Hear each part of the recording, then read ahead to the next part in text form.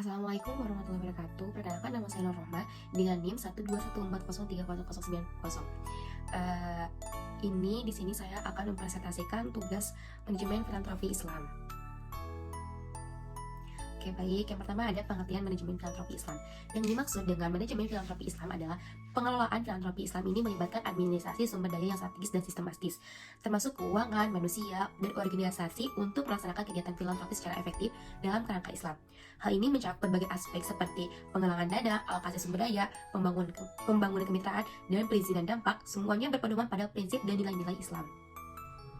Baik, di sini ada prinsip utama dalam manajemen filantropi Islam. Yang pertama ada welas asih dan kasih sayang, yaitu filantropi Islam didasarkan pada prinsip kasih sayang terhadap orang lain dan menunjukkan belas kasihan. Hal ini menekankan pentingnya mengembangkan empati dan kebaikan terhadap mereka yang membutuhkan. Yang kedua ada keadilan sosial, yaitu filantropi Islam berpedoman pada prinsip keadilan sosial yang bertujuan untuk mengatasi kesenjangan dan mengentaskan kemiskinan. Ini menekankan distribusi sumber daya dan peluang yang adil dalam masyarakat. Ketiga ada zakat dan sedekah. Zakat yaitu sedekah wajib, sedangkan sedekah yaitu sedekah sukarela, merupakan prinsip dasar filantropi Islam. Zakat ini melibatkan pemberian presentasi tertentu dari kekayaan seseorang kepada orang miskin, sedangkan sedekah mencakup tindakan amal dan kemurah hati secara sukarela. Yang keempat ada ikatan komunitas, yaitu filantropi Islam menginspirasi umat Islam untuk menjalin ikatan satu sama lain dan dengan komunitas yang lebih besar sebagai bentuk ibadah dan demi manfaat yang lebih besar bagi semua orang. Ini menumbuhkan rasa tanggung jawab komunal dan solidaritas. Yang terakhir ada pelembagaan filantropi, yaitu berfokus pada pelembagaan filantropi dalam kerangka Islam yang bertujuan untuk membangun mekanisme struktur untuk pemberian amal dan pelayanan. Selanjutnya ada tujuan manajemen filantropi Islam. Yang pertama ada meningkatkan kapasitas sumber daya manusia berbasis filantropi Islam. Yang kedua ada meningkatkan kualitas pendidikan melalui strategi manajemen keuangan berbasis filantropi Islam. Yang ketiga ada meningkatkan pemberdayaan masyarakat melalui praktik filantropi Islam. Dan yang terakhir ada meningkatkan kesadaran masyarakat tentang pentingnya filantropi Islam. Manajemen filantropi Islam ini juga bertujuan untuk memperkuat hubungan antara manusia dengan Allah SWT dan antara manusia dengan sesama manusia. Hal ini dilakukan dengan memperkuat nilai-nilai keislaman dan semangat filantropi dalam masyarakat. Baik, di sini ada faktor-faktor yang mempengaruhi manajemen filantropi Islam. Yang pertama, teori filantropi Islam. Adanya teori filantropi Islam ini menjadi dasar bagi praktik filantropi dalam Islam. Yang kedua, ada aktivitas filantropi yang sudah ada, yang sudah lama berjalan, seperti kewajiban bayar zakat, infak, sedekah, dan wakaf. Yang ketiga, ada pendidikan dan dukungan, yaitu faktor pendidik, pendanaan, dan dukungan dari wali santri yang mempengaruhi implementasi fungsi manajemen dalam praktik filantropi Islam.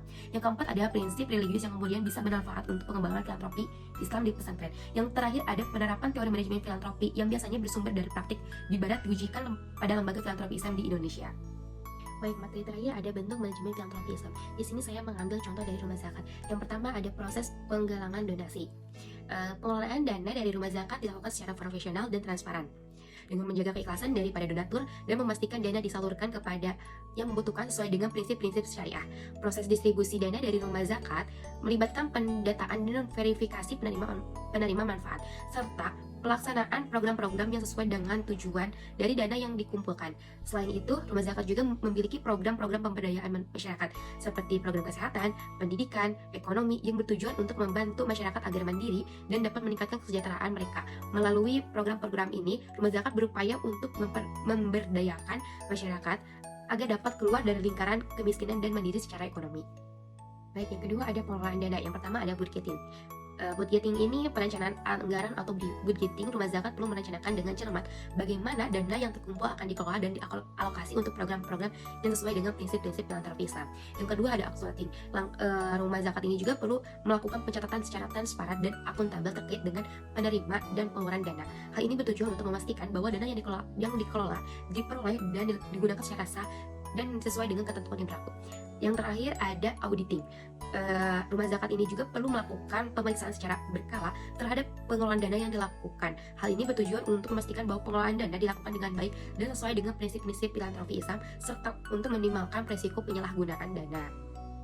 Yang ketiga ada proses distribusi dari rumah zakat. Yang pertama ada pendataan, yaitu setelah dana selesai pengumpulan, rumah zakat akan melakukan pendataan dana yang telah dikumpulkan.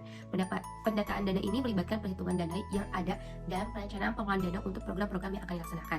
Yang kedua ada verifikasi penerima manfaat. Rumah zakat ini juga melakukan verifikasi penerima manfaat terhadap beneficiar program-program yang akan menerima bantuan. Verifikasi ini bertujuan untuk memastikan bahwa penerima manfaat adalah individu atau lembaga yang memiliki berkaitan dengan program-program yang dijalankan oleh program rumah zakat.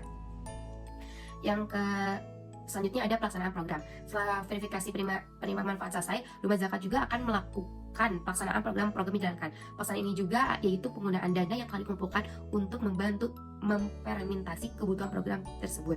Selanjutnya ada pemberian informasi. Selama pelaksanaan program rumah zakat akan penyampaian informasi kepada donatur atau masyarakat umum tentang pengelolaan dana dan dampak yang diberikan oleh program-program tersebut.